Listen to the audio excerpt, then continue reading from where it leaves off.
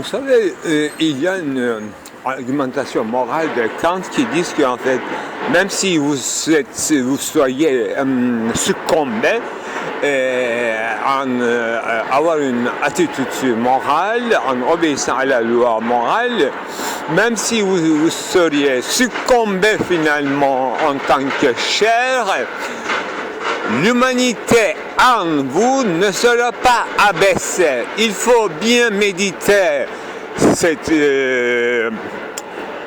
conséquence. L'humanité en moi, tel que je porte l'humanité sous mes épaules imaginaires, ne sera pas abaissée. D'abord, pour aller vite, je pense immédiatement les générations futures, non pas très futures, mais ma progéniture et la progéniture des autres immédiats, c'est-à-dire première génération à venir.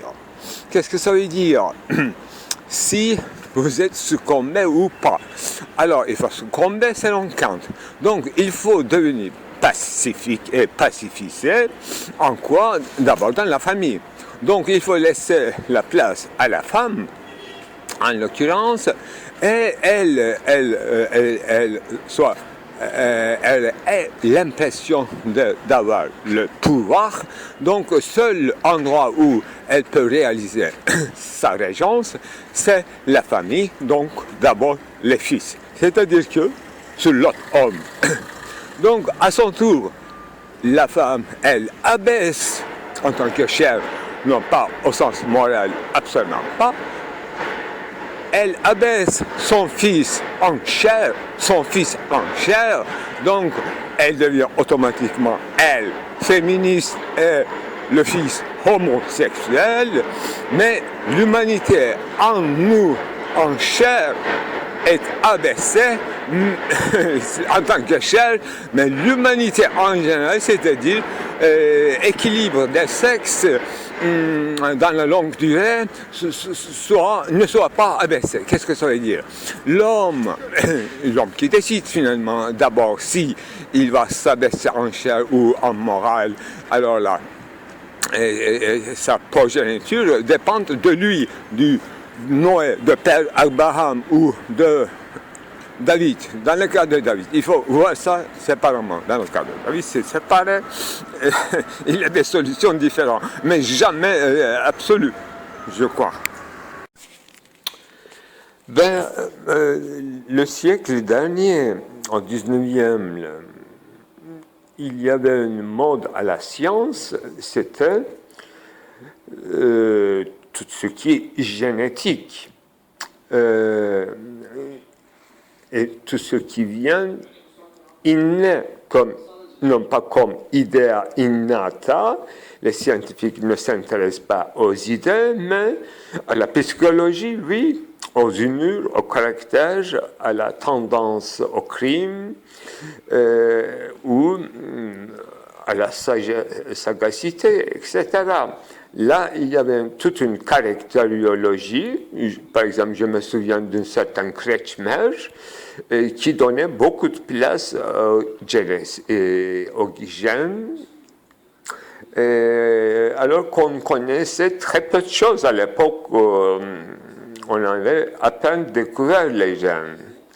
Mais par contre, aujourd'hui, on connaît presque tout, et même au-delà des gènes, jusqu'à ADN, et les transformations des copies de ADN, quoi. Mais le discours en sciences sociales, surtout en psychologie, c'est considérablement atténué par rapport aux gènes et génétique.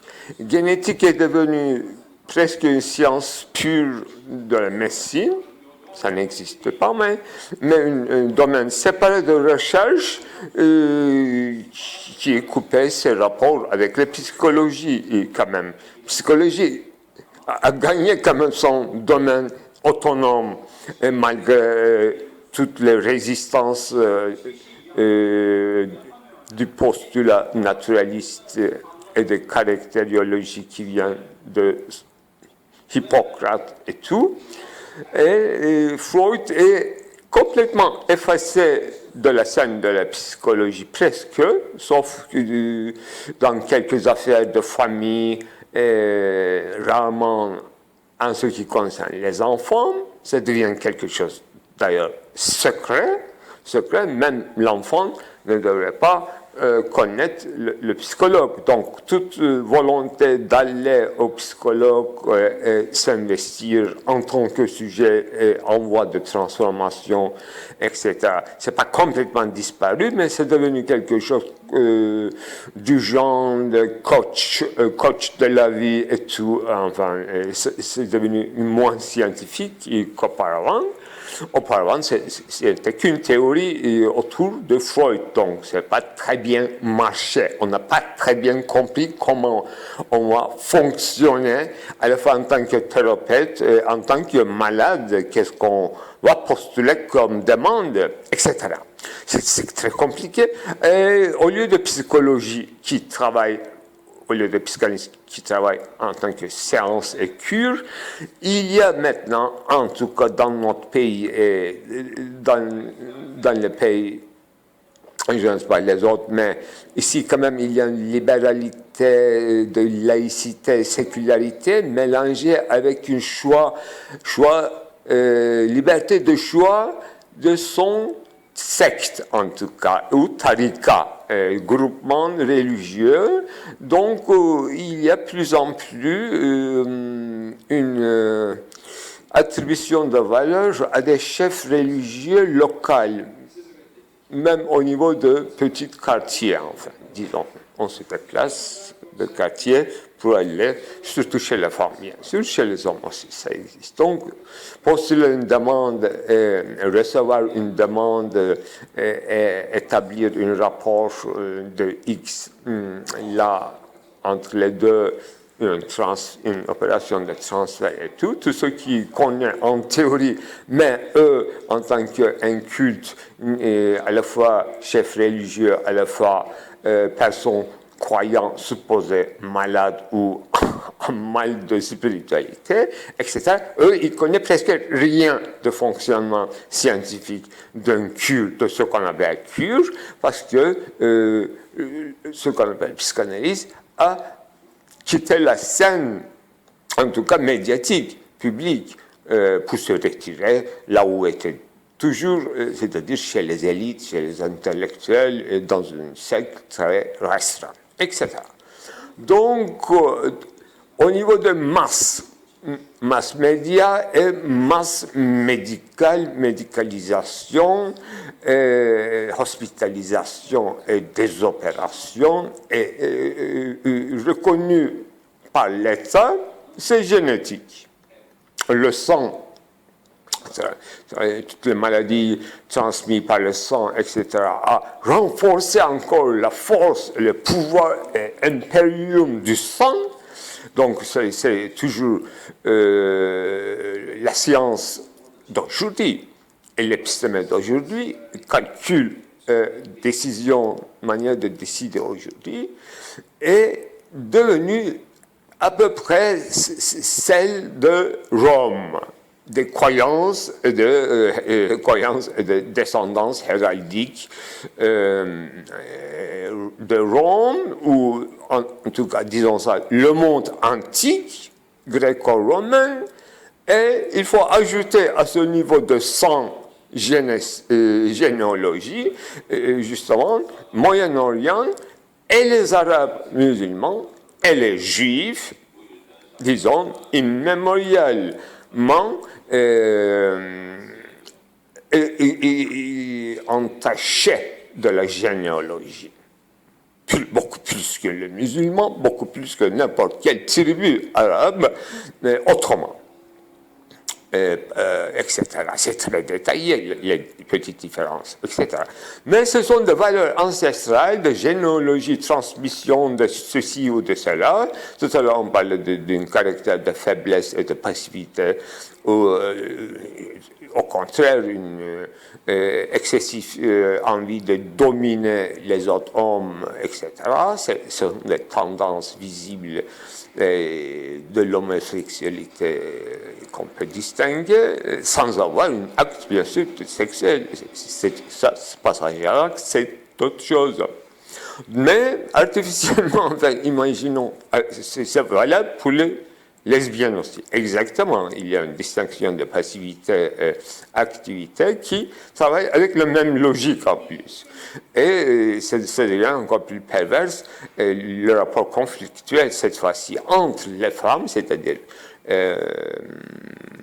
la cause féminine contemporaine, et ce qu'on appelle le monde de domination masculine, etc. Ce rapport même, c'est-à-dire au nom de féminisme, c'est-à-dire une certaine définition, peut-être première étape de féminisme, fait partie de la logique homosexuelle féminine cette fois-ci, etc. Donc ça complique encore les choses. Je suis d'accord que toute action de revendication ou de souffrance, de contestation, de résistance, c'est à la fois un symptôme de quelque chose, d'une pathos, une expression de pathos, ça ne peut pas être autrement, et à la fois une action plus ou moins expressive, intellectuelle, réfléchie, donc publique, donc multiple et en interaction. Et ce n'est pas un moment seulement passionnel ou inconscient ou seulement symptomatique. Mais il y a un côté symptomatique que chaque moment réfléchi, politique, militant, etc., doit veiller, surveiller sur le côté passionnel de la chose, etc. C'est valable. C'était valable pour le, disons, mouvement gauchiste, par exemple, et surtout chez les ouvriers, c'est pas chez les engagés étudiants qui luttent au nom des ouvriers, qui est petit bourgeois, qui n'est pas de la classe travailleurs, etc. Mais c'est-à-dire quand il s'agit d'une grève, quand il s'agit d'un véritable milieu de travail, là, il y avait une injustice constatée ou subie, etc. Donc les gens sont passionnés. Là, les gens, s'ils vont à la grève, même dans le petit secteur, etc. Ça se voit dans les films américains, ça, effectivement. En Europe, surtout à Paris, on ne perçoit pas, parce que ce sont des décisions toujours supérieures des syndics, aller à la grève ou prolonger, raccourcir la grève. Ça n'a rien de passionnel, mais c'est quelque chose une bureaucratie draconienne des syndics. Donc, apparemment, on a effacé toute la partie passionnelle de ça. Mais dans le film américain, disons, des histoires d'il y a 100 ans, il y avait, pour Hollywood, pour essayer d'être convaincant, effectivement, par exprès, ils choisissaient des sujets comme ça. À mon avis, on peut citer comme exemple préalable de devenir chose de l'âme ou de la subjectivité entière, devenir d'abord corporel et charnel.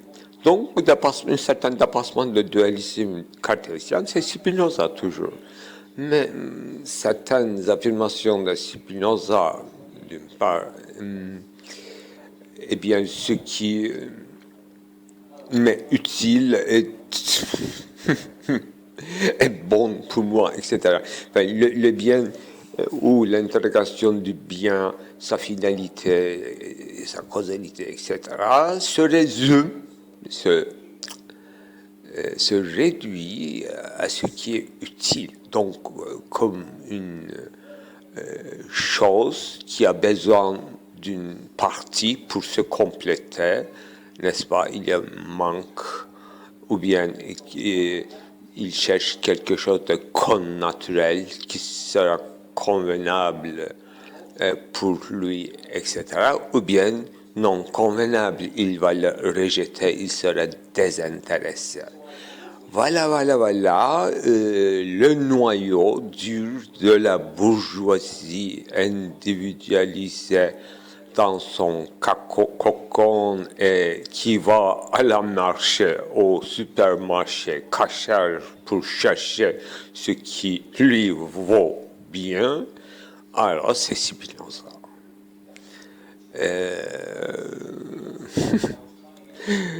Au moins, le lecteur idéal de Kant, effectivement, il ne fait pas son commerce, mais il observe le commerce